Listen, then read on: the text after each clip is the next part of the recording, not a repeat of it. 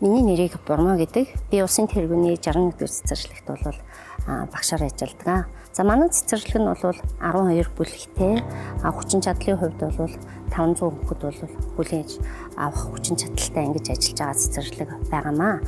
За манай цэцэрлэг нь бол ялангуяа ногоон байгууламж, тэр дундаа цэцгийн мандал тарж ургуулах талаар бол нэлийн туршлагатай юм хамт олон байгаамаа. За тэгээ бид бүхэн яагаад энэ тэр бомод сан төсөлд нөгөө хамрагдах болсон бэ гэвэл одоо бол биднэрт ялангуяа хүнд маш их хэрэгтэй ногоон байгууламж яригдж байгаа учраас энийг бол хамт олноороо 100% бол дэмжиж оролцдог.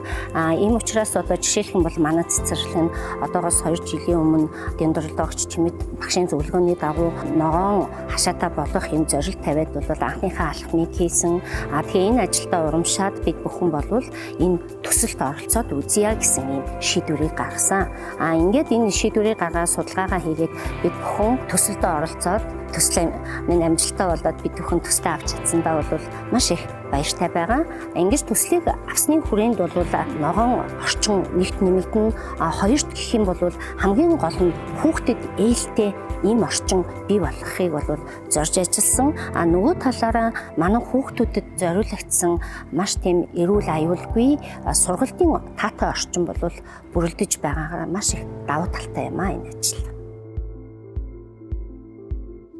За ингээд төслийн хүрээнд бол нийтдээ 160 м2 талбайг бол гоё ногоон зүлэгжүүлсэн. Энэ талбай дээр хүүхэд байгальтайгаа ойр байхын тулд ямар ч насны хүүхэд чөлөөтэй энэ талбай дээр бол гүйж тоглох, мөн сууж амрах бүрэн боломж нь бол ингэж бүрдэж байгаа. Энэ бол эрүүл аюулгүй талаас маш сайн зохион байгуулалттай болсон. Нөгөө талаас туршилт танин мэдхийн талаас бол манайх хоёр талбайгаа нэг нь бол мод мутны үрслэгээ хийх, нөгөөг нь бол хүнсний ногоо, жимс хүнсний ногооны үрслэгээ хийх зорилттой бол хийсэн байгаа. Ингэсний үр дүнд хүүхэд бол байгальтайгаа шууд ингэж харьцсан. Байгальтайгаа харьцсан хүүхэд бол явандаа бол ногоон байгалаа хайрладаг, хамгаалдаг ийм хүмүүжлийг бол хүүхэд наснаас олж авах маш их сайн талтай байгаамаа.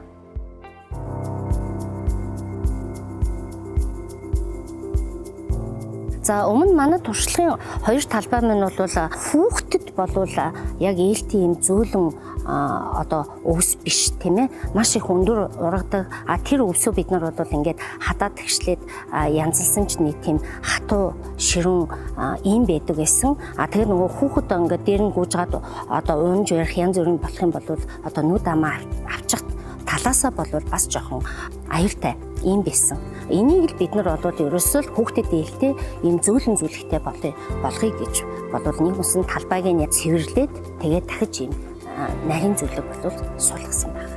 Энэ зүлэг маань маш сайхан урагч байгаа. За энэ хоёр туршилтын талбай маань бол сургалт үйл ажиллагаатайгаа салшгүй холбоотой явагддаг. Яагаад гэх юм бол манай цэцэрлэг сүүлийн 5 жил цэцэг төсөлт ажлыг бол байнга хэрэгжүүлэн ажиллаж байгаа. Энэ хүрээндээ бид нар бол 3-5 сард байнга бол ногоон байгууламжтайгаа ажиллана гэсэн. Энэ үеэр бол хүүхдүүд ангидаа үрслэгээ өөрийнхөө одоо хүссэн тэр үрслэгээнүүдийг хийгээд одоо та бүхэн манай цэцэрлэгийн уртлын мандлыг харсан баг. Энэ цэцэг бол бүгд манай багш ажилчид хүүхдүүдийн өрсөлсөн үрслэгээ ерөөсөө гадаад талбайтай гараад суулгацсан байгаа нь. Тэгвэл одоо цэцгийг бид нар ингэ сайхан олон төрлөөр 10 төрлийн 2000 цэцэг бид нар бол гаргадаг. Тэгвэл одоо энэ дээрээ нэмээд бид нар мод бутны үрслэгээ хийн. Нөгөө талаараа жимс хүнсний ногооны үрслэгээ хийгээд энийг бол хүүхдүүд яаж соёулуулж яаж одоо ургуулах юм те тэр хүүхэд өөрөө яг хийн. Зун нь бол энэ жилчид арчлаад намар ирээд хүүхдүүд өөрсдөө түүнийгээ хурааж авахын ажлыг хүүхдүүд өөрсдөө яг яах вэ? Гар бие оролцсон хийж байгаараа маш их давуу талтай. Тийм учраас энэ хоёр талбай бол манай сургалт хүмүүжлийн үйл ажиллагаанд салшгүй холбоотой явагдана. Одоо ингээ ерөөсөө харахад цэцэрлэгийн энэ торон дандаа цемент талбай. Тэгэл хүүхэд ингэж гүйж явж байгаа л шургаал унахад ерөөсө өвдөг гар тухай авах юмгүй болчдөг тий эрүүнүүд амгээл. Тийм учраас ийм ногоон талбай бол маш их хэрэгтэй. Одоо ингээд ятаглал энэ ногоон талбай ингээд байж хахад энэ ойр орчмын хүмүүс орж ирээ тий хүүхдээ салхилуулаад сууж амарна. Одоо энэ зам бол манай цэцэрлэгийн цэцгийн мандлын энэ орчмоор бол ээжүүд маш их хүүхдүүдээ нөгөө агаар салхинд гаргадаг. Ядчил энэ цэцгийн мандлын хажууд сайхан суугаад хүүхдээ нэг салхинд гаргах чинь гэдэг чинь нэг өөр тийм ээ. Ийм учраас энэ хавийн хүмүүст бол манайх талбайгаа одоо сурал цэцэрлэг бол байнга нийтдээ болол байлгадаг. Тэгэхээр энэ бол маш их ач холбогдолтой. Одоо ийм том бичил хороолол гэхэд манад бол яг хүмүүсийн зугаалаад явах тийм ногоон байгууламж бол яг энэ хавьтай бол байхгүй. Дандаа цементийн талбай. Тийм учраас аль болох л одоо ийм гоё ялангуяа ийм гоё нарийн зүлгийг бол одоо жил ирэх тусам манайх цэцэрлэг бол нэмэгдүүлнэ. Одоо энэ байгаа талбайгаа гэхэд бол ийм гоё ийм зөөлөн битүү ийм зөөлөн зүлэгтэй болгох, нарийн зүлэгтэй болгох ерөнхийдөө бол ийм зорилт тавиад ажиллаж байгаа. Монголчууд бид нар яагаад ийм мод бага байгаа юм бэ гэдэг юм бол нөгөө мэдлэг их дутуу байдаг. Яагаад гэх юм бол ийм сайхан хууль хайлаас мод тарим одоо шарх байс эднэр гоё үрээ цацаад ахад бид нар тэрийг үр гэж мэддэггүй. Үр гэж мэдгүй байгаа учраас тэр сайхан зүйл ингээл салхинд хийсэл ингээ алга болчдөг. Бид нар нөгөө яаж модоо тарьж ургуулах аргаа мэдгүй байгаа байхгүй юу? Энийг бид нар хүүхдийн энэ баг балчир наснаас нь нөгөө хүүхдтэй олгоод ирэхлээр түүнтэй хамт нөгөө гэр бүл эцэг их эмээ өвөө ах эгч нар нь давхар татагдаад ороод ирдэг. Тэгэд одоо бүр бидний үеийнхэн хүртэл мэдхгүй багшаа энэ одоо тий хайлаас нь өөр байсан юм уу? Ингээл тарчд юм уу гэж гайхаад байдаг байхгүй юу?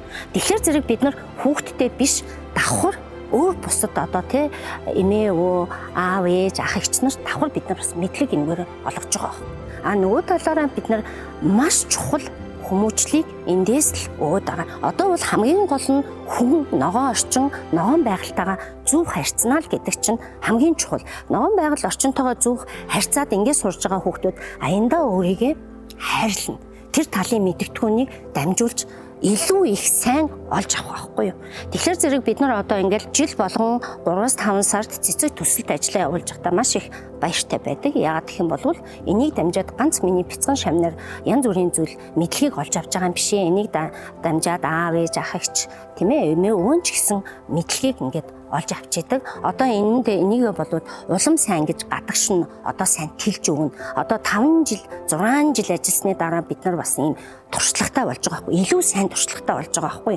Одоо нөгөөтгөө задлаад түгээ дэлгэрүүлээ те хүмүүсээ татъя гэдэг энэ тал руугаа одоо бид нар өөрсдөө давхар суралцаад орж байна. Банкнуудын одоо ингэж санаачилсан тэрбум мод сан төсөлт бол ороод энэ төслийг авч өөрсдийнхөө цэцэрлэгийнхаа материалыг баазыг баяжуулж ногоон байгууламжид нэмэгдүүлсэндээ би өөрөө их баяртай байна. Тэгээд энэ санаачлагыг гаргасан бүх банкны хамт олондоо болон хамтран ажиллаж байгаа тэрбум модны сан бусад цэцэрлэг сургуулиудынхаа ажилд нь бол хамгийн өндөр бүтээмжийг бол өсөөрөө.